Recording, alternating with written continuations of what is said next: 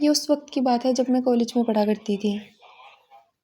میرے ابا اچھی سرکاری ملازمت میں تھے، جس کی وجہ سے میرے گھر میں تمام خواہشات پوری کی جاتی تھی اور میں بہت ضدی تھی۔ 3 بھائیوں سے چھوٹی ہونے کے بعد میں گھر میں لاڈلی بھی بہت تھی اور دوستوں میں بھی خوبصورت اور لائق ہونے کی وجہ سے مجھے اچھی خاصی اہمیت ملتی۔ یہ اس دن کی بات ہے جب رستے میں ہماری وین خراب ہو گئی اور ایک درخت کے نیچے ہم کھڑے تھے۔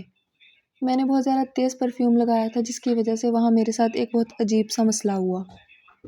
میں گھر آئی تو مجھے بے ہوشی کی حالت میں تھی اور تقریباً مجھے اس شام ہوش نہیں آیا۔ ڈاکٹر نے بہت کوششیں کی، لیکن تمام کوششوں کے بعد بھی وہ ناکام رہا۔ اماں ابا نے جب میرے اوپر سورت کی تلاوت کر کے پھونکی تو تھوڑی دیر کے لیے مجھے سکون ملا اور میری طبیعت تھوڑی سنبھلی، لیکن انہیں پھر بھی وجہ سمجھ نہیں آئی کہ میرے ساتھ اس دن ہوا کیا ہے۔ انہوں نے مسلسل میری طبیعت خراب رہنے کے بعد جب مجھے کسی عالم کو دکھایا تو پتہ چلا کہ میں اس دن درخت کے نیچے کھڑی ہوئی تھی۔ اس درخت پر جنات کا سایہ تھا اور ان میں سے کچھ شرارتی جنات مجھ پر قابض ہو گئے ہیں۔ اس میں بھی میری ہی غلطی تھی۔ میری دوست نے مجھے چھیڑ رہی تھی، لیکن میں نے کسی کی بات بھی نہیں مانی اور وہ بیری کا درخت تھا جس پر میں نے پتھر مارے تھے۔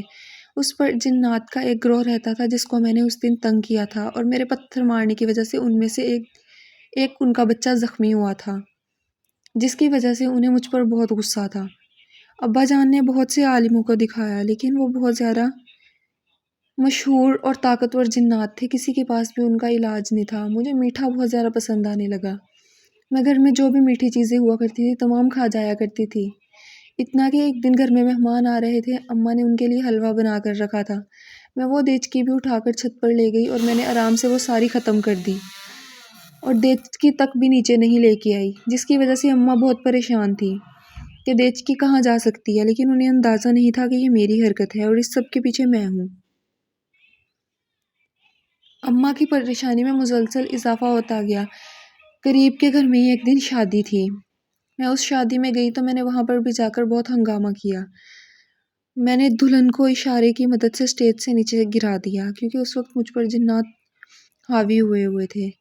میں نے وہاں پر بندھے ہوئے ٹینٹ بھی گرا دیے، جس کی وجہ سے وہاں پر کافی زیادہ لوگ زخمی ہوئے، لیکن اس میں سے کچھ بھی میرے اپنے بس میں نہیں تھا۔ میں کچھ بھی جان بوجھ کر نہیں کرتی تھی۔ مجھے سمجھ نہیں آتا تھا کہ میرے ساتھ یہ ہو کیا رہا ہے۔